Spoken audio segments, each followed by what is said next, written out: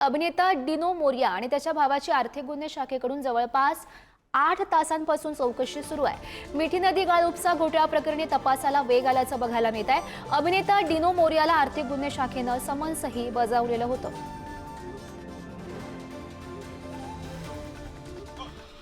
मिठी नदी घोटाळा प्रकरणी आज अभिनेता डिनो मोरियाची मुंबई आर्थिक गुन्हे शाखेकडून चौकशी आहे ईओडब्ल्यू कार्यालयाच्या खाली आहोत। आज सकाळी 11 वाजल्यापासून ही जवळपास चौकशी आहे ती सुरू होती।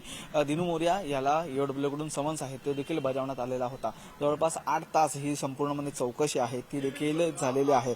कारण आपण पाहिलं तर ईओडब्ल्यूच्या माहितीनुसार असं आढळून आलेलं आहे की मिठी नदी घोटाळ्यातील जो मुख्य आरोपी आहे केतन कदम या बॉलिवूड अभिनेता आहे डिनो मोरिया याच्याशी अनेक वेळा त्या काळामध्ये आहे ते बोलणं झालेलं आहे आणि याचे फोन कॉल्स आहेत ते देखील आढळलेले आहेत। त्यामुळे डिनो मोरिया आणि त्याच्या भावाची ही जी संपूर्णपणे चौकशी आहे ती करण्यात आलेली असून जे आरोप लावण्यात आलेले आहेत म्हणजेच या आरोपामध्ये जो मुख्य आरोपी आहे केतन कदम यांनी मिठी नदीतील गाळ काढण्यासाठी जे उपकरणं वापरलेले आहेत त्या उपकरणांसाठी जास्तीचे पैसे आहेत ते मोजल्याचा हा संपूर्णपणे आरोप आहे।